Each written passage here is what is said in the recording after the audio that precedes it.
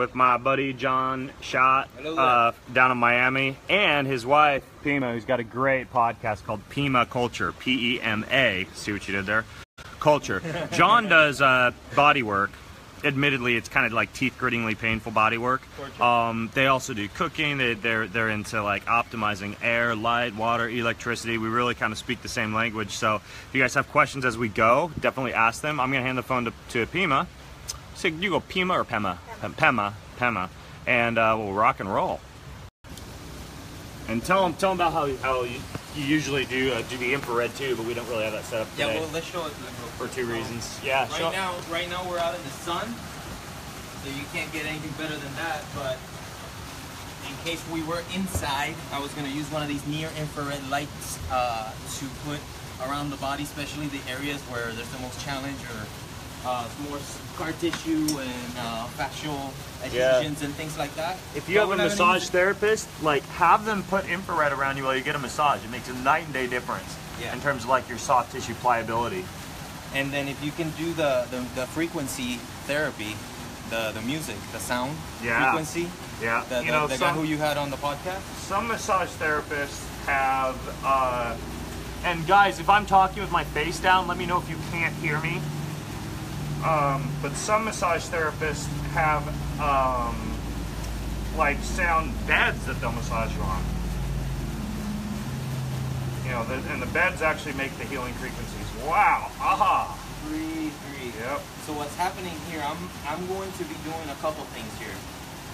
Make sure you talk plenty loud for the camera. This right here, trigger point. As you'll be feeling, I'm keeping the same pressure. And right now it's letting go. So as this trigger point lets go, the pain starts to go, but the best thing is that the trigger point is going to go away, so it's not going to impede the muscle fibers. Usually trigger points through a lot of training and poor mobility, posture, etc. start to happen trauma.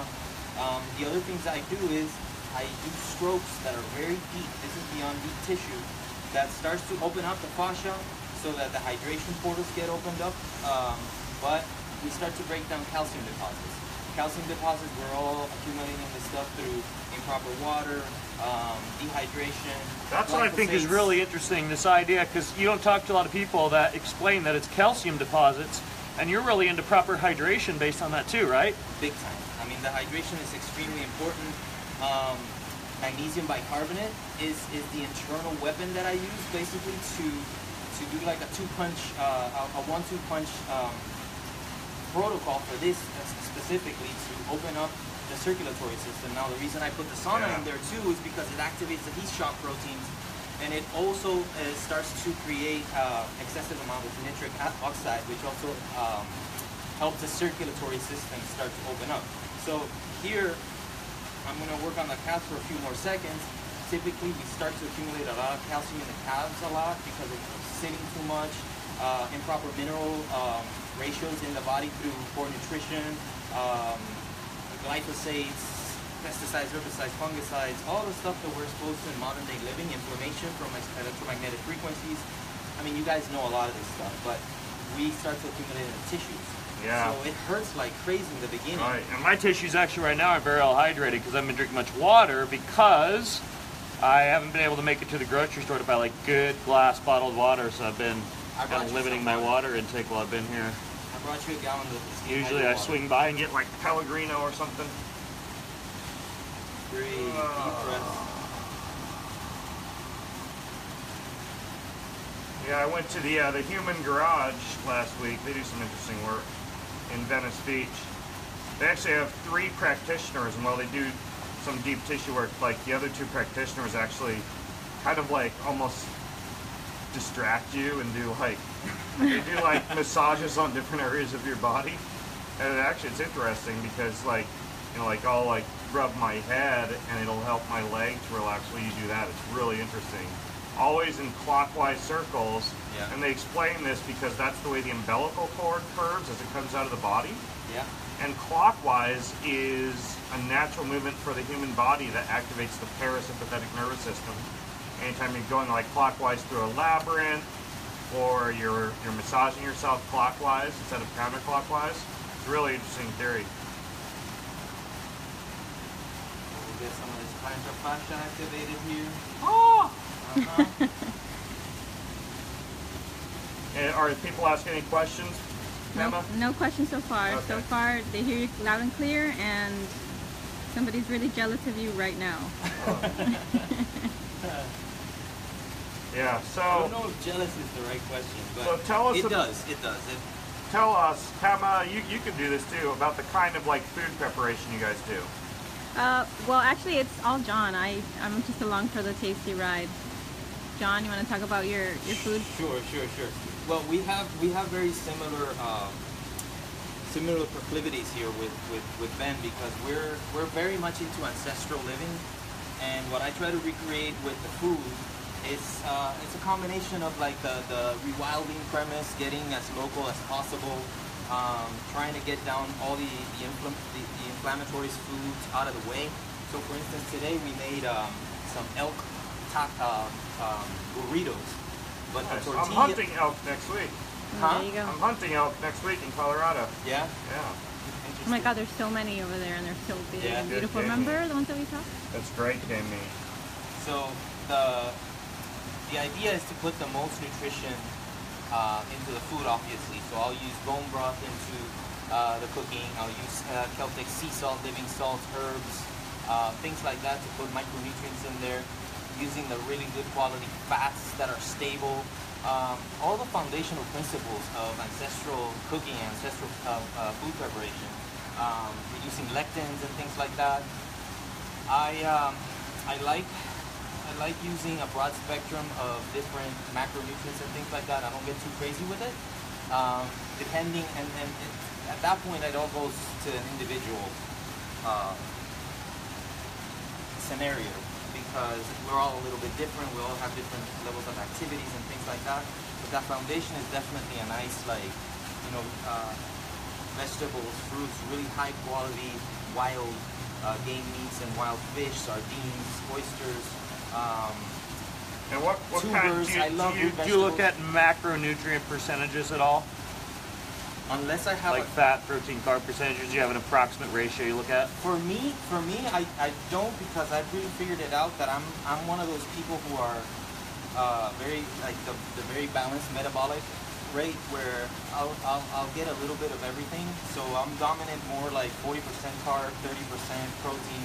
No, not 30% fat, and more like 15-20% protein, more or less. But I don't. At this point, I listen to my body a lot. I have a really good intuition that I read. With you guys being... Okay, Ben can talk right now. Somebody wants Yeah. to know where you are. Ben is in Miami, Florida. Actually, no, Hallandale Beach, But I'm in Florida. Miami, yeah. And John, who's working on him, is out of Miami, Florida.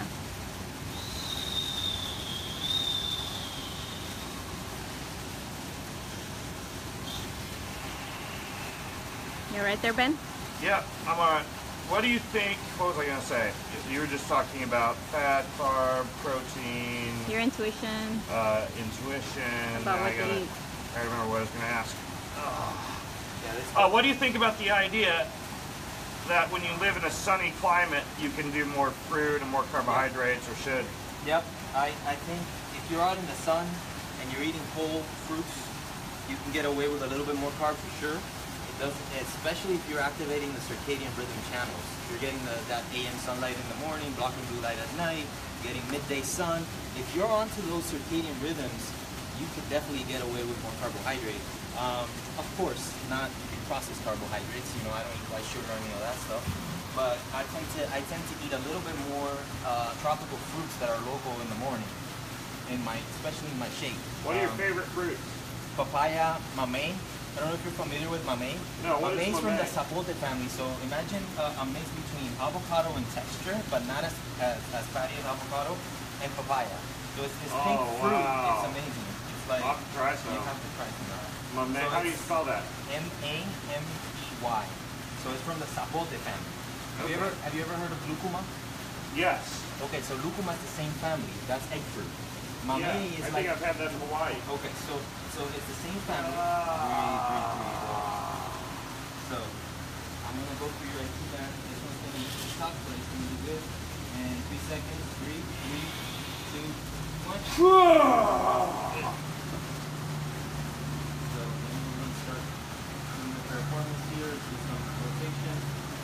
it's going to alleviate a lot of the lower back. Okay. Feel really good afterwards. So yeah, those tropical fruits tend to be my favorite of that family.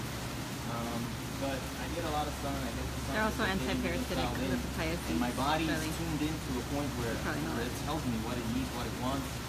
And I listen. I mean, I've been doing this for a long time. I've gone through the whole gamut of ketogenic diets, low carb diets, high fruit.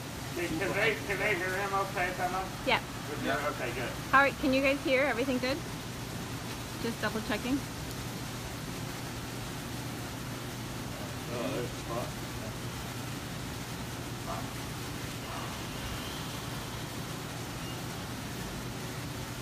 Yeah, we got thumbs up. You got what? We got thumbs up. They can hear. What is the style of massage that you do? I do a hybrid of trigger point, posture release, and a little bit of what's called GC method from this guy in California, named after himself, of course, Glenn. And but if we had to kind of label as one thing, it's mostly known as trigger point therapy. So a trigger point therapist does a lot of what I'm doing here. We find the trigger points and we start releasing. Kind of similar to active release therapy? Yep, very similar. Some people equate it sometimes with rolfing. I think it's different than rolfing. It's a similar concept, but it's not too bad. And the front one is where it would be over. Okay. I think the last time you worked on me, I just raced the South Beach Triathlon. Yeah. That was pretty torn up. Yeah. I was gonna say your legs, your whole body feels different in a good way. Yeah. It's I can tell there's a lot less fibrosis. Yeah. Scar I'm tissue. trying to take a little bit better care of myself. Yeah, too. yeah, I think so. There's things that I'm doing here that the first time I saw you, it was brutal. Yeah. But now it's a lot better. Yeah. It's great. Stuff.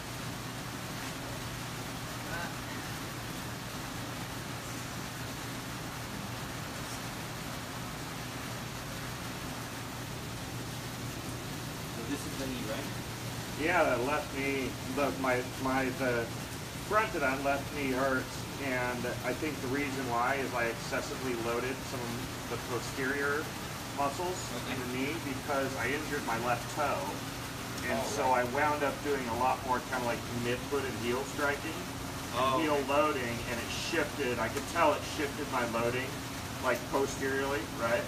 So I loaded a little bit more kind of like the interior, and it tightened up that patellar tendon, I think. Similar if you have really inflexible hamstrings, which I don't, but I think I just overloaded the tendons a little bit. What I'll do is I'll release the hamstring first. I'll come back to the calf, and that'll make the releases here in the palmatis like a lot better. Those are gonna be intense for you in this knee. Yeah. But it's gonna release it. It's gonna be really good afterwards.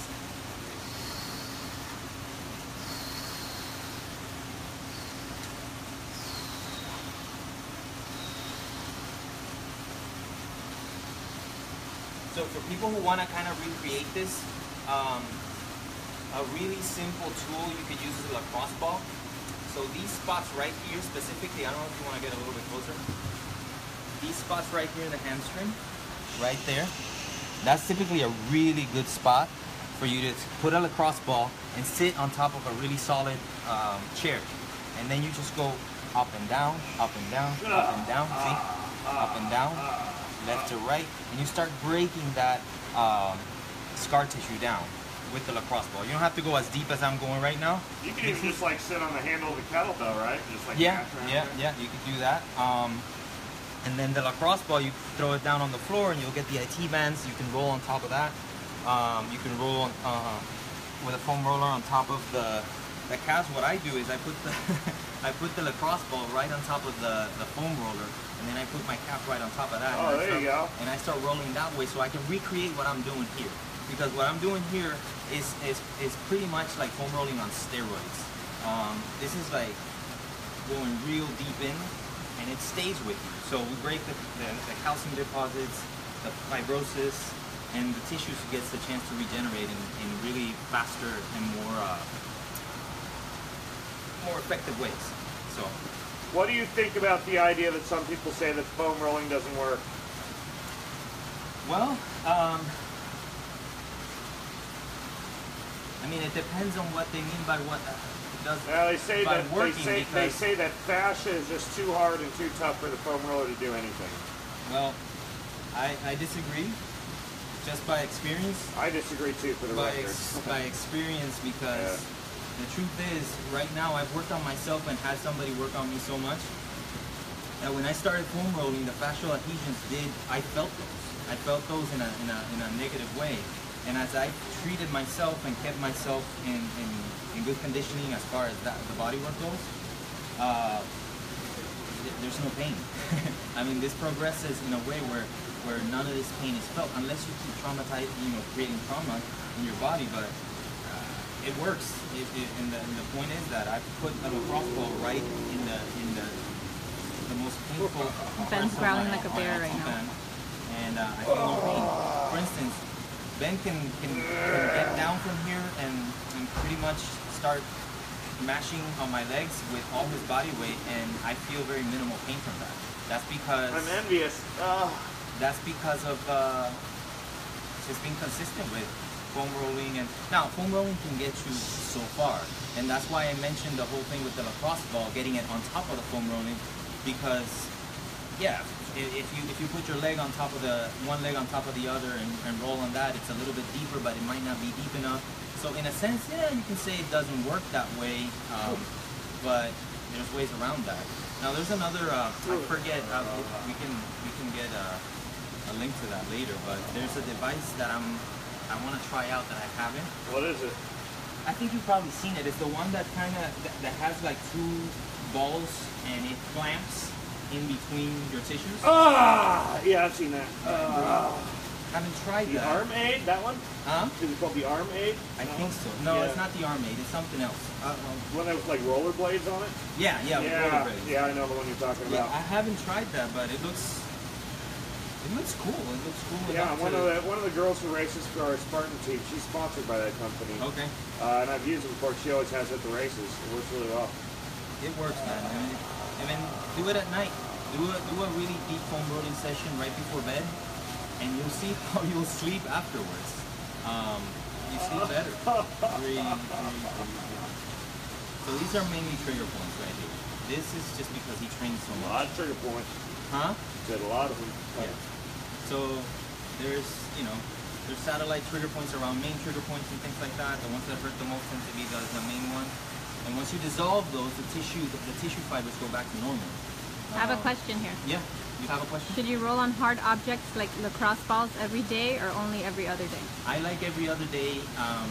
It depends on how deep you want. If let's say, you go for a long drive, it's okay to do a really gentle foam rolling session to kind of open up the muscles and the fascia after it's been constricted for so long. So you can do that daily. But when you're taking the lacrosse ball and mimicking what I'm doing here and going really intense, you want to back off and you don't want to do it every day. You definitely want to wait at least 2 days, or if you're doing a session like this, usually I give people 3 days. Because there is an inflammatory response that's happening right now, which is typically the body will break down, it'll rejuvenate itself, but you want to not hit that inflammation head on again. So I would definitely give a break if you're going intense. If you're not going intense, you can foam roll even 10 minutes a day, and it'll keep the tissues in good shape all throughout. All right, so take deep breaths, because I'm going to release these 2 points right here, and they tend to be one of the reasons why the knee, and they're really intense.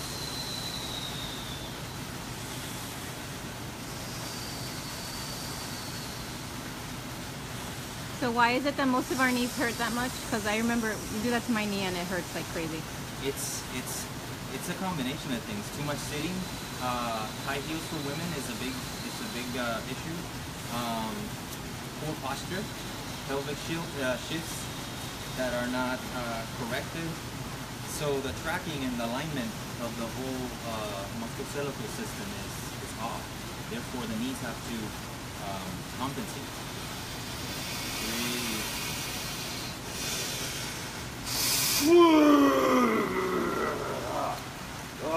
This guy's a tough guy. He's tough. Yeah, he's tough. taking it like a champ. He's not crying yet, so that's good. Yeah.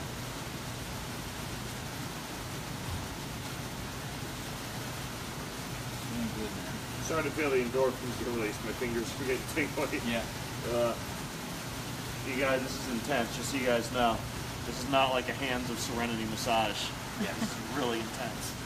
That's why I'm not talking very much. I can't. How do you treat plantar fasciitis? Fixing posture, fixing walking patterns, and then going in these spots right here on the plantar fascia and working with the same thing, the lacrosse ball. You put it on your foot, and then you just roll, especially in these areas right here, if you can see that.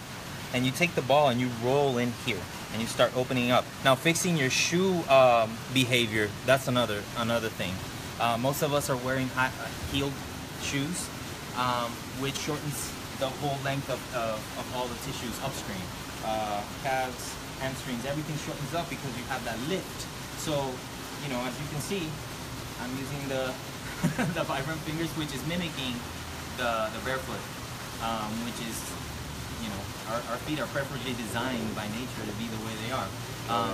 Once we start to adapt to getting rid of the heel and wearing more minimal shoes, then all that stuff kind of starts to come together. Now, That work you're doing on the toe area right now, by the way, seems to be really helping that toe. So I have a right toe injury too. We should do it on the other side too. Oh, okay. Yeah. All right. I'm done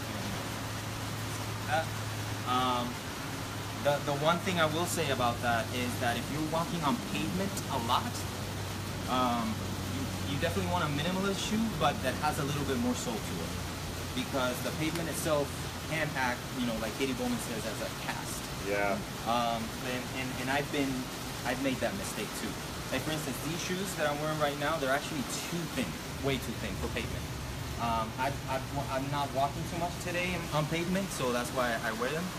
But if I have to find myself in a situation where I'm walking on pavement too much, I don't wear these thin shoes. I'll upgrade to a Vibram that has a thicker sole to it, and it'll be enough for me not to feel any kind of plantar fasciitis or Austin Fowler wants to know, how do you treat tight hip stabilizers? Openers, fixing the hip openers, doing some of the where I'm getting here, lacrosse ball on the piriformis, which opens. Working on the IT bands, because this is also pulling, and making sure you're walking with the right posture and right walking movements.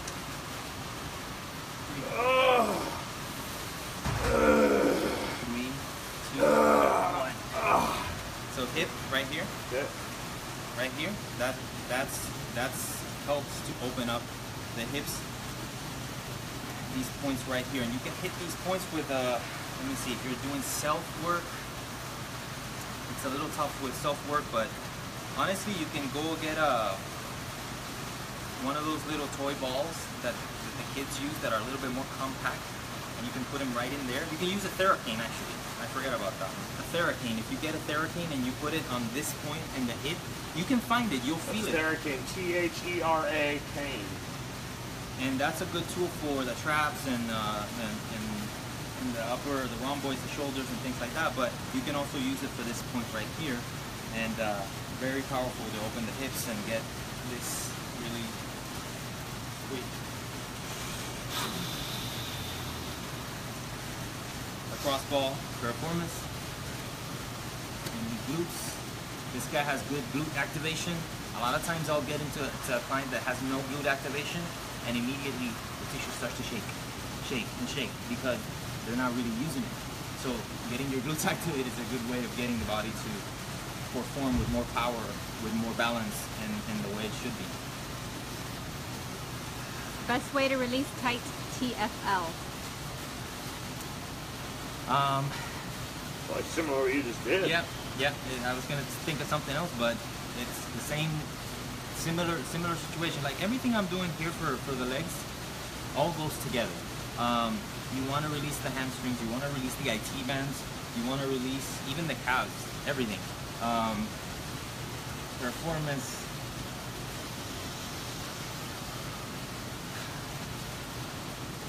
So let's do a little bit of Oh no, it's fine. upper back. Yeah, no, my back's fine. It's still bruised, but it's not. Like... So what I'm gonna do is put your hands by your side. I'll hit these points here, and then we'll work the shoulders. Sven wants to know what is a nice daily maintenance protocol for mobility and deep tissue work. Self. Like He just put nice daily maintenance protocol. on the mobility, I'll let Ben handle that one. Yeah, I mean, honestly, like, someone that's done for you, like 2 really good books, one called Becoming a Supple Leopard, the other one called Ready to Run. If you go to the end of those books, they have really good, like, bodywork calendars where they say, you know, Monday do this, Tuesday do this. Yeah. I like both those books, Ready to Run and Becoming a Supple Leopard. So they just spell it all out for you. Yeah. And then the self body work we've been talking about throughout this video. If you just came in, we've talked about foam rolling, using the cross balls, even Therakeens for the hips. You can even get a partner and do what I did with him the first time I met him. Is you can get a walker on Craigslist or something like that, so you can hold your weight and you can use your feet to work on somebody else on the legs, and that stuff that's along the lines of the GC method with the pristine hydro guy Glenn Calkin does in California. It puts you on the floor on a nice mat and you start working with your feet, doing similar things to what I've been doing with my hands. That works. That's really, really good stuff. You can mash. Mashing is not as deep as this, but you mash the tissues in a way that... With the walker. With the walker, yeah. You use the walker. You don't use the actual walker. You use the walker to hold your weight, so you can manipulate your weight and use your feet to dig into the tissues the way that we've been digging. And man, it makes a big difference. Catherine Garceau? Catherine? She does a lot of matching. I just met with her, and she was in California. Okay. We did a little video together, and she was showing the walker. Yeah. I like that. That's all good, and that's easy things that you can do with a partner. Yeah. And it's and when you start to dig in with your feet that way, to me, I'm sensitive about starting really sensitive. Yeah. Now go. Okay, that's it. 10 to 15 minute time frame, okay, daily? Yeah. Yeah, that should be. Yeah, that's what every morning yeah. I try and do. Even if it's just like 5 minutes, right? You hit something. Yeah. And you know, if you look at it by the end of the week, you've done an hour and 5 minutes of deep tissue work. Yeah. 5 minutes, or 10 minutes. Meniscus tear without an operation, can it be repaired? What is it? Meniscus tear Can it be repaired? without an operation. I think that's more of a nutritional situation. What you could do with bodywork is relieve the pressure from all the other muscles around it, And, which is and basically, honestly, like the stem cell and the PRP that I did the other day, that's enormously effective for the meniscus. yeah. It's a little bit for that. It's a little bit more of a multi-layered approach to that. But look, I'm a big believer that the body can rejuvenate itself. Yeah, If you I have had a meniscus tear and I didn't get surgery. Yeah. So, you know, the body, if you give it the right tools, you give it the right hydration, mitochondrial activation through the light. Those light therapies with the near-infrared bulbs, you don't even have to get a whole unit like that. You can go to Home Depot, get an infrared light and the socket and put it right where the meniscus, around the area of the meniscus, and it'll start to use the heat shock proteins and some of the infrared waves to heal that tissue up. Now you have to have proper hydration. You definitely want to use things that are collagen rich, you know, bone broth and some of a full spectrum good nutritional approach so that the minerals get into but you can. I mean, especially if it's not. Would a tennis ball be fine for the daily deep tissue work? Tennis ball is pretty soft. It's too soft. I was gonna think. Lacrosse ball? I like a little bit more. Yeah, softball. More thickness to it. The lacrosse ball I have found to be one of the probably the best tool for that. But you can use a softball. What else? Yeah, you want it to be a little bit thicker than that. The tennis ball really doesn't do much, to be honest. What type of oil lotion do you like to use? You can use shea butter. What I'm using here is a really good quality Ayurvedic blend, which is basically almond oil with a little sunflower oil, essential oils. There's jojoba oil in there. The reason I'm using this one is because it's got... That's the one I wanted to find. The reason I'm using this one is because it has the right viscosity for me to work with my hands. Shea butter does too, which gives you enough lubrication, but enough... it's not slippery enough so that you can't dig into these tissues like this.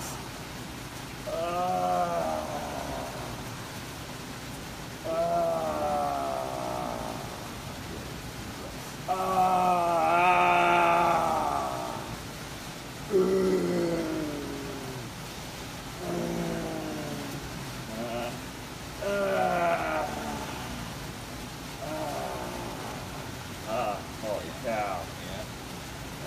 That's you doing something you're supposed to. Holy cow. I did a lot of stuff I'm not supposed to. I know. So for this point, this is very common. Again, the crossbow against the wall, like this. A crossbow against the wall, pressure, and that'll get those points that I've been hitting here. Can't do it here? Okay. Okay, could you give us like just 5 minutes to finish up, like 5 minutes? Okay. I don't know how long you guys have already been out here, but yeah. All right. Stop in the beginning. All right. Okay. Hey, so if you're watching the Facebook video for this, we're gonna move real quick to a different spot, so you guys can check back in. We'll probably turn it back on, go from there. Thanks, you guys.